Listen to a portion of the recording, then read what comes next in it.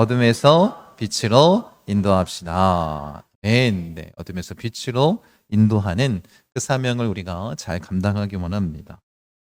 한 주간 밤잠을 설치게 했던 그런 일들이 벌어졌습니다. 이 모든 일들을 이 말씀으로 좀 갈무리하고자 합니다. 말씀 같이 한번 읽어보겠습니다.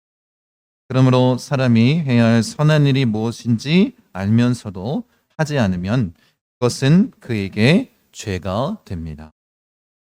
한 주간 비상계엄이 됐든 탄핵 투표가 되었든 이 모든 절차를 지켜보면서 국민한 사람으로서 마음이 참 아팠습니다. 누구를 탓하거나 누구를 비난하고 싶은 마음은 전혀 없습니다.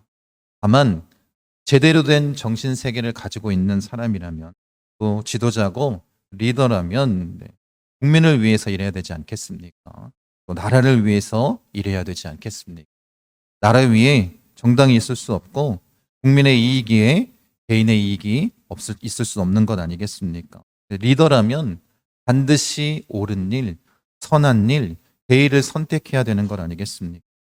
그럼에도 불구하고 이 나라가 이렇게 어려움을 당한 이유는 다른 것이 아니라 사람이 해야 할 그 선한 일이 무엇인지 충분히 알고 있는 자들이 그 일을 행하지 않고 눈을 감고 자기 이익을 바라보며 나아갔기 때문에 지금 대한민국의 이 어려움이 임한 것 아니겠습니까? 그리고 이 모든 피해는 국민들이 받는 것 아닙니까? 연약하고 힘없는 자들이 그 피해를 받을 수밖에 없습니다. 대통령 출신 그 고등학교 학교장이 이런 공문을 올렸습니다. 학생들에게 종업식 때까지 교복을 입고 오지 말라는 거예요. 자율복장으로 등교하라는 것입니다. 이유는 일부지만 몰지각한 시민들이 교복을 입고 있는 학생들에게 해코지를 했던 일들이 벌어졌던 것 같습니다. 여러분 잘 생각해 보십시오. 한 사람이 선한 일을 선택하지 못하고 반드시 가야 할 그 길을 선택하지 못하고 죄를 범하는 그 행동 때문에 정말 연약하고 힘없는 자들이 피해를 받는다면 이 죄값을 그들이 어떻게 감당할지 참 안타까운 것 같습니다. 우리 역시 그런 건 아니겠습니까? 우리가 그리스도인이라면 반드시 해야 될 일은 뭐냐면 이 사회의 아픔을 우리의 죄악으로 여기고 기도하고 또 부르짖어야 되는 건 아니겠습니까? 어쩌면 우리가 그 사명을 감당하지 못했기 때문에 가끔의 이런 사태를 우리가 맞이하게 된 것은 아닙니다. 이것을 위해서 우리가 기도하는 자가 되기 원합니다. 깊이 공감하고 부르짖고 회개하고 돌이키는 자들이 되기를 원합니다.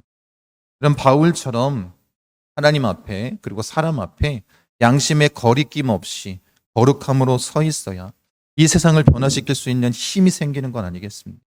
그리스도인들이 마찬가지입니다. 우리가 하나님 앞에서 사람 앞에서 마땅히 해야 할 그 선한 일이 무엇인지 알고 그 일을 감당하며 나아갈 때 그런 영향력을 나타낼 수 있는 것 아니겠습니까? 우리가 그런 그리스도인이 되기를 원합니다. 오늘 본문을 보니까 본문은 이 아그리빠 왕 앞에서 이 바울이 재판을 받는 그런 과정, 그 장면입니다. 이 아그리빠 왕은 베스도 총독과는 다르게 이 유대적인 배경을 가지고 있었을 것입니다. 그리고 이 유대적인 배경뿐만 아니라 그의 이름 자체가 로마식이었기 때문에 아마 헬라적인 영향도 굉장히 많이 받았던 사람이었을 것입니다. 그리고 지역의 왕이었기 때문에 예수님에 대한 관심도 아마 있었을 것이고 또 바울에 대한 관심도 있었을 것 같습니다. 오늘 본문 내용은 사도행전에서 3번이나 등장하는 바울의 회심 장면입니다.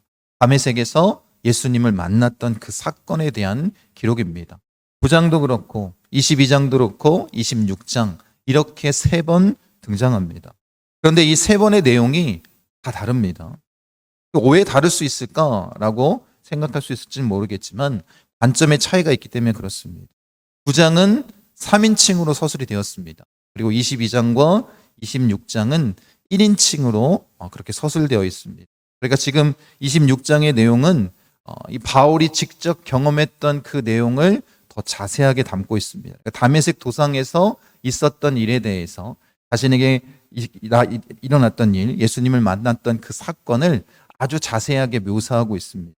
그래서 지금 이 26장에는 이 3번의 이 과거 회상의 내용 가운데 유일하게 등장하는 내용이 있는데 그 내용이 뭐냐면 가시체를 뒷발질하기가 내게 고생이니라 이렇게 예수님이 말씀하셨다라는 거예요. 처음으로 이 이야기를 하고 있습니다. 근데 이 말은 속담과도 나같이 널리 퍼져 있었던 그런 얘기입니다. 가시체는 뭐냐면 끝에 뾰족한 뭐 쇠나 뼈 이것들을 달아놓은 그런 채찍을 말합니다. 그래서 이 가시체는 언제 사용하냐면 이 소를 가지고 밭을 갈 때 소가 말을 안 들으면 어떻게 해요? 그 가시체로 때리는 거예요. 말을 듣게 하게끔. 그런데 이 매를 맞은 소가 계속 반항하면서 뒷발질하면 어떻게 될까요? 그 가시체에 계속해서 하게 되는 건 아니겠습니까? 그래서 그 고통을 당하는 그런 속담, 격언입니다. 근데 보통 이 속담을 하는 이유는 어떨 때 사용이 됐냐면 헬라 지역에서 신을 대적하는 행동이 어리석고 무모하여 불가능하다라는 것을 의미할 때 이 속담을 사용했다라는 것입니다. 그러니까 바울 역시 마찬가지입니다. 그도 헬라적 관점이 있었기 때문에 예수님께서 이 말씀을 하실 때에 분명히 그 의도를 파악했을 것입니다. 아그리빠 왕도 마찬가지입니다. 끝까지 누구에게 반항하지 말고 예수님께 반항하지 말고 주님께로 돌아오길 원하시는, 예수님을 만나길 원하시는 주님의 마음을 담아 바울에게 전해주신 것 아니겠습니까? 여러분, 그래서 우리도 이 부분을 좀 깊이 있게 생각해 봤으면 좋겠습니다. 지금 내가 마치 하나님을 위해서 열심히 신앙생활하는 것처럼 바울처럼. 그런데 그런 행동들 자체가 어쩌면 내 뜻과 나를 위한 하나님의 뜻이 아닌 그 잘못된 생각을 가지고 우리가 달려가는 것 아니겠습니까? 하나님의 말씀에 순종하는 것이 아니라 어쩌면 이 소처럼 계속해서 반항하고 뒷발질하는 그런 모습으로 우리가 나아가는 것은 아닙니다. 여러분, 우리가 깨어 성령 충만하여 하나님과 함께 서 있을 때만 이런 실수를 범하지 않는 것 아니겠습니까? 그럼 열심히 특식인 것보다 더 중요한 건 뭐라는 거예요? 하나님의 뜻이 무엇인지를 우리가 아는 것 아니겠습니까? 바울은 예수님의 그 말씀을 듣고 그의 생각을 완전히 바꾼 건 아니겠습니까? 여러분, 가시가 돋친 그 채찍을 발로 차기만 하면 누구 발만 아프다는 거예요? 내 발만 아픈 거 아니겠습니까? 여러분, 그런 어리석은 행동을 행하지 마시고 하나님 말씀에 순종하는 자, 그 뜻을 구하는 자, 그리고 하나님 말씀을 두려워하며 주님의 말씀에 온전히 순복한 삶을 살아가는 자가 되기를 원합니다. 그래서 로마서 12장 2절에 바울이 이렇게 얘기합니다. 같이 한번 읽겠습니다. 너희는 이 세대를 본받지 말고 오직 마음을 새롭게 함으로 변화를 받아 하나님의 선하시고 기뻐하시고 온전하신 뜻이 무엇인지 분별하도록 하라. 가시체를 발로 걷어차는 그런 일을 범하지 않기 위해서 바울이 우리에게 권면하는 핵심적인 내용이 뭐예요? 하나님의 뜻을 분별하여 살아가라는 것입니다. 이 세상의 가치 기준이 아닌 하나님이 지금 나에게 뭐라고 말씀하시는, 나에게 원하시는 뜻이 무엇인지를 우리에게 말씀해 주시고 그것을 분별하고 나아가라는 것입니다. 여러분, 우리는 그렇게 영적으로 어리석거나 그러진 않습니다. 왜냐하면 늘 성령님이 우리 안에 있기 때문에. 그래서 우리가 딱 생각했을 때 이것이 하나님의 뜻인지 아닌지 너무나도 잘 압니다. 근데 문제는 뭐예요?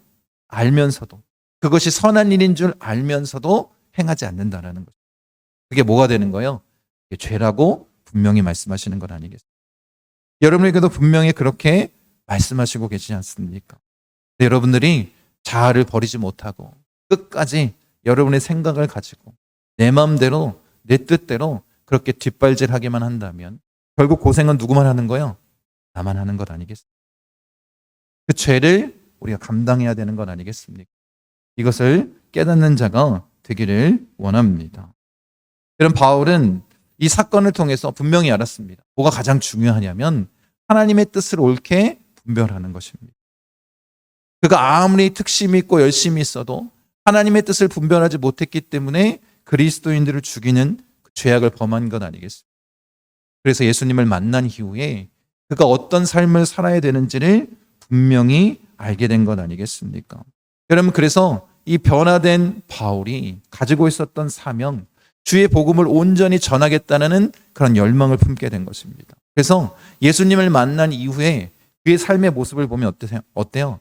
항상 하나님 앞에서, 사람 앞에서 양심의 거리낌 없이 거룩한 모습으로 살아갔다라는 거예요. 이유는 뭐냐면 자기에게 주어진 사명, 그것을 감당하기 위한 것 아니겠습니까?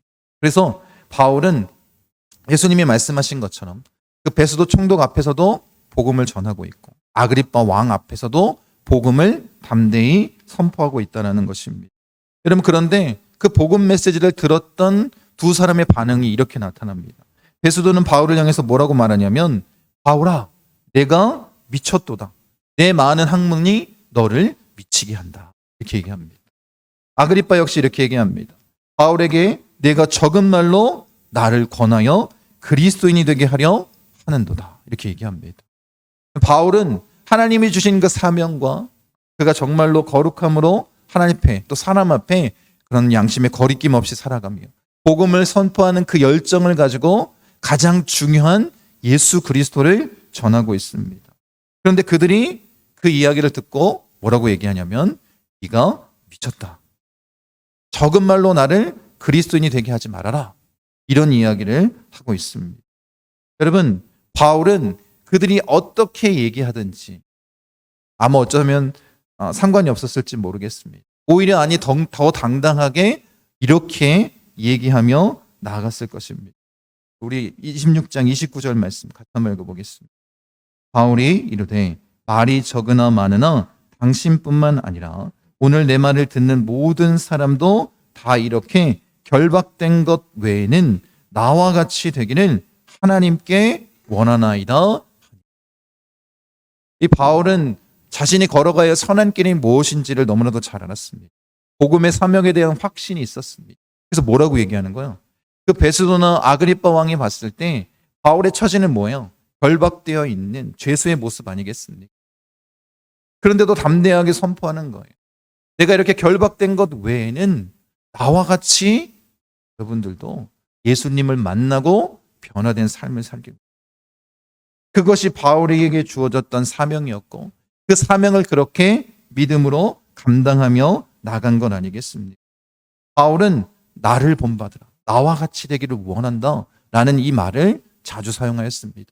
왜냐하면 예수님을 본받는 삶을 통해서 그들이 변화되는 모습을 나타내기를 원했기 때문에 나처럼 변화되기를 바라는 마음으로 그렇게 고백한 건 아니겠습니까? 특히 고린도 교회에 서로 당을 짓고 서로 싸우고 내가 가진 은사가 더 좋다라고 그렇게 대립하고 나아가는 그 고린도 교회를 향해서, 그 분열 가운데 있는 교회를 향해서 분명하게 얘기합니다. 내가 너희에게 권하노니 너희는 나를 본받는 자가 되라. 내가 예수님을 본받은 것처럼 너희도 나를 본받고 그런 잘못된 길, 하나님이 말씀하신 선한 길, 하나님의 뜻을 나아가는 것이 아니라 네 마음대로, 네 뜻대로 자기가 원하는 그 길을 걸어가며 서로 분열하고 다투지 말라라는 것. 바울의 모습대로 살아가길 원합니다. 여러분, 고린도 교회를 향해 양심의 거리낌 없이 하나님 앞에 사람 앞에 살아냈었기 때문에 그가 뭐라고 얘기하고 있다고요? 나를 본받는 자가 되라 라고 말할 수 있는 건 아니겠습니까? 우리가 그리스도인이라면 이 사명이 우리에게 있는 건 아니겠습니까? 그러면서 고린도 교회에 디모데를 보냅니다. 디모데를 보낸 이유는 다른 것이 아니라 고린도 교인들로 그 마음 가운데 바울이 전하는 그 말씀의 실체대로 살아가는 사람, 바울 외에 그런 사람이 누구였냐면 디모데 아니었겠습니까? 복음 위에 온전히 서 있었던 그 디모데를 보고 그들이 어떻게 해요? 예수 믿는 사람의 모습이 무엇인지를 알기 원했던 것 아니겠습니까? 여러분, 사실 바울에게만 이 사명을 주신 것이 아니라 모든 그리스도인들에게 이 사명을 주신 것. 나를 통해서 어떻게 하길 원하는 거예요? 믿지 않는 자들이 예수님을 만나길 원하는 거예요. 여러분, 각자가 여러분이 서 있는 그 자리에서 이렇게 얘기를 하길 원하는 거예요. 나를 본받는 자가 되십시오. 내가 예수님을 만나고 하나님 앞에, 사람 앞에 지금까지 양심의 거리낌 없이 거룩하게 살아왔습니다. 그러니 여러분들은 누굴 본받으면 된다고요? 나를 본받으면 됩니다. 이렇게 고백할 수 있는 사람들이 그리스도인 아닙니까? 대한민국에 이런 문제 발생한 이유, 가장 큰 이유, 그런 그리스도인들이 사라진 것 아니겠습니까? 국민의힘 반대했던 의원들 간에 퇴장했던 의원들 가운데 33명이 그리스도인이라고 합니다. 여러분 진짜 안타까운 일 아닙니까? 무엇이 옳은지, 무엇이 선한 길인지 알고 있음에도 불구하고 그걸 선택하지 못한 건 아닙니다. 자신의 이익 때문에 하나님의 뜻이 아닌 자기의 뜻을 세우고 싶어서. 이것이 그리스도인의 모습이라면 어떻게 선한 영향력을 나타낼 수 있겠습니까? 여러분들도 마찬가지입니다. 여러분 각자 직분이 있지 않습니까?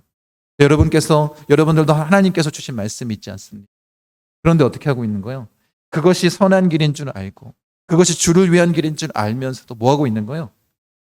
그냥 내가 좀 더 편하길 원하고 내 이름을 더 나타내길 원하고 내 뜻대로 살기 원해서 거부하고 있다면, 그 길을 걸어가고 있지 않다면 그게 뭐라는 거예요? 그게 죄라고 말씀하고, 그것을 꼭 기억하십시오.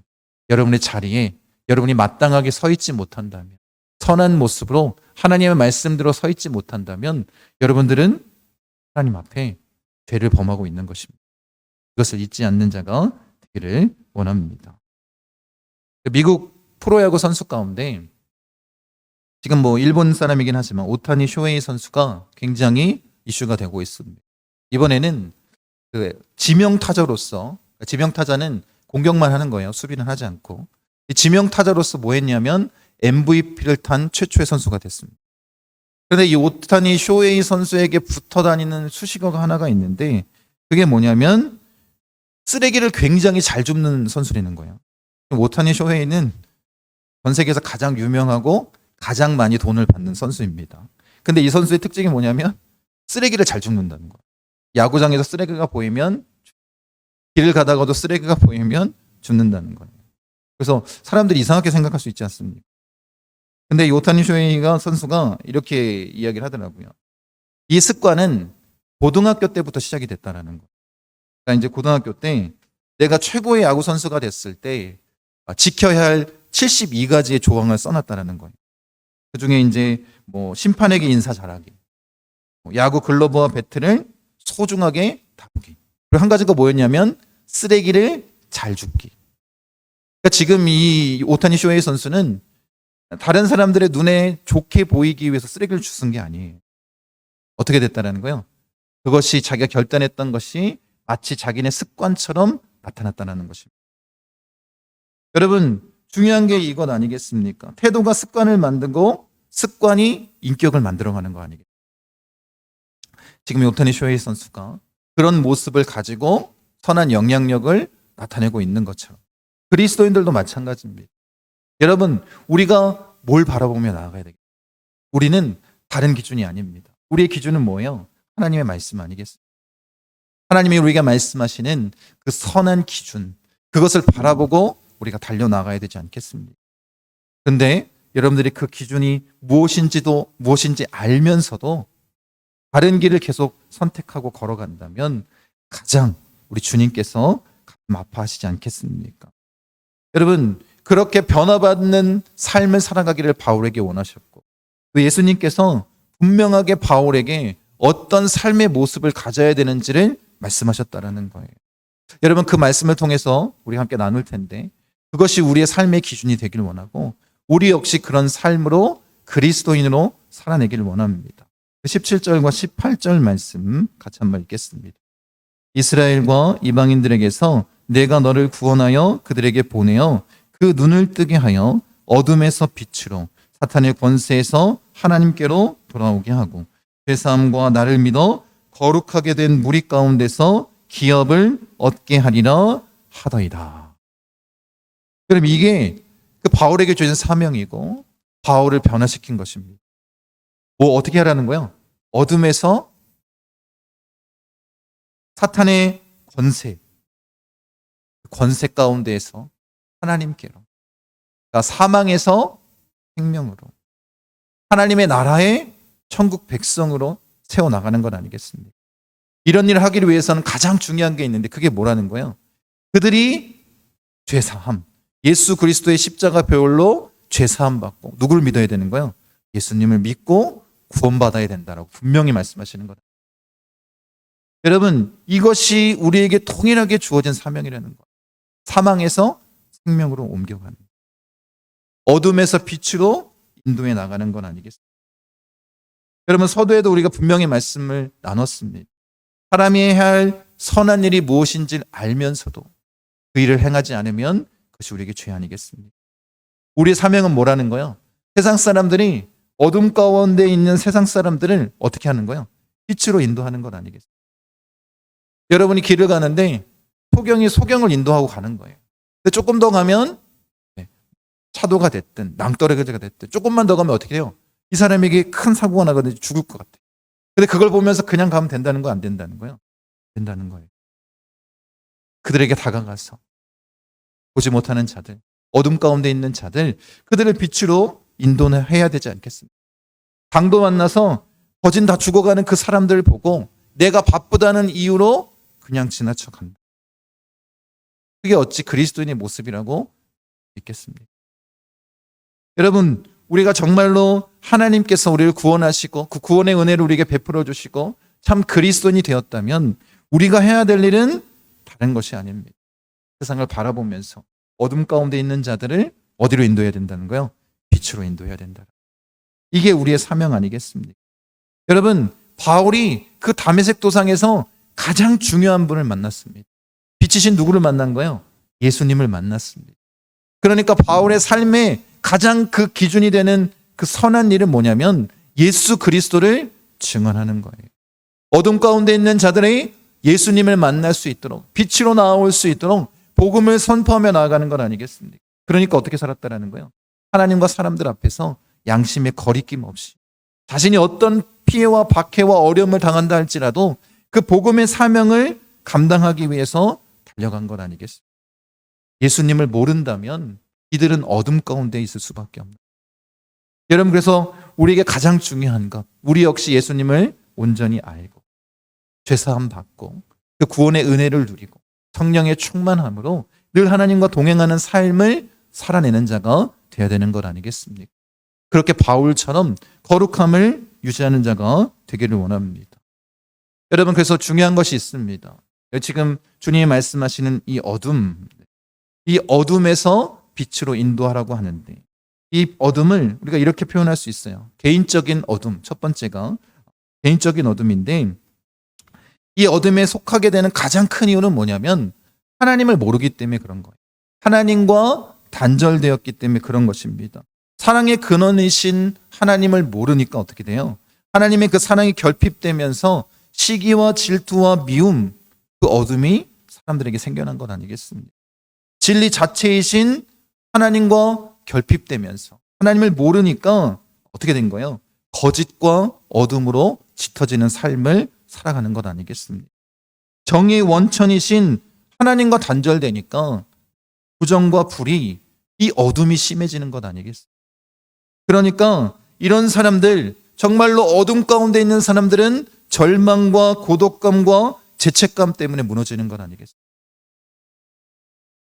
그런 개인적인 어둠에 있는 자들을 어떻게 해요? 빛으로 인도하는 사명이 우리에게 있다는 것입니다. 가장 좋은 것을 잃어버렸기 때문에 그런 거예요. 그런 어둠 가운데 있는 자들에게 우리가 예수 그리스도를 온전히 전하는 자가 되길 원합니다. 예수님이 누군지를 모르니까 빛으로 나오지 못하고 계속 어둠 가운데에서 자기가 죽어가는 줄도 모르고 살아가는 건 아니겠습니까? 영국의 유명한 침례교 설교자인 찰스 스펄전이 어느 날 이 병이 심한 환자의 집에 찾아갔다고 합니다. 근데 이분이 좀 가난한 분이었고 또 병의 이유를 보니까 음식을 제대로 먹지 못해서 영양실조로 위급한 상황 가운데 있었습니다. 근데 그 집에 가보니까 액자 하나가 있는데 그 집과는 어울리지 않는 그 액자 하나를 보게 됐습니다. 그래서 물어본 거예요. 이 액자가 무엇입니까? 그랬더니 그 여인이, 죽어가던 그 여인이 이렇게 얘기합니다. 자기가 영국에서 가정부로 일했었는데 귀부인이 죽기 전에 이것을 나에게 주었다라는 거예요. 그래서 주인이 준 거니까 어때요? 귀하게 여기는 마음이 있었다는 거예요. 근데 이분은 그를 몰라요. 이게 뭔지를 모르는데 누가 줬으니까, 주인이 줬으니까 귀하게 여기는 마음으로 액자로 걸어놓은 겁니다. 근데 스펄전 목사님이 이걸 딱 보니까 이 액자에 있는 그 내용들을 보니까 심상치 않은 것 같아요. 그래가지고 관계 당국에 가져갔습니다. 그랬더니 그 액자가 뭐냐면 유언증이었다라는 거예요. 그러니까 이 귀부인이 죽으면서 누구한테 유산을 남긴 거예요? 가정부였던 이 여인에게 유산을 남겼습니다. 적은 금액이 아니라 매우 큰 금액. 이게 영양실조 걸릴 정도로 음식이 없어서 그렇게 굶어 죽을 정도로 이렇게 살아갈 것이 아니라 정말로 풍족하게 살 수 있는 그런 돈, 그 돈이 자기에게 주어졌다라는 것을 이 사람은 알았다는 걸 몰랐다는 거예요. 전혀 몰랐다. 그래서 결국 얼마 지나지 않아 죽음을 맞이하게 됐습니다. 가장 중요한 것, 나에게 필요한 것, 그것이 무엇인지를 알지 못하면 결국은 어때요? 그것이 내 앞에 놓여 있다 할지라도 그것을 사용하지 못하고 우리의 생을 범할 수도 있는 것 아니겠습니까? 우리에게 누가 그렇다라는 거예요? 예수 그리스도가 그렇다라는 거예요. 개인적인 어둠 가운데 있는 자들에게 가장 중요한 것은 빛이신 예수 그리스도를 전해주는 것 아니겠습니까? 우리에게 그런 사명이 있다라는 거예요.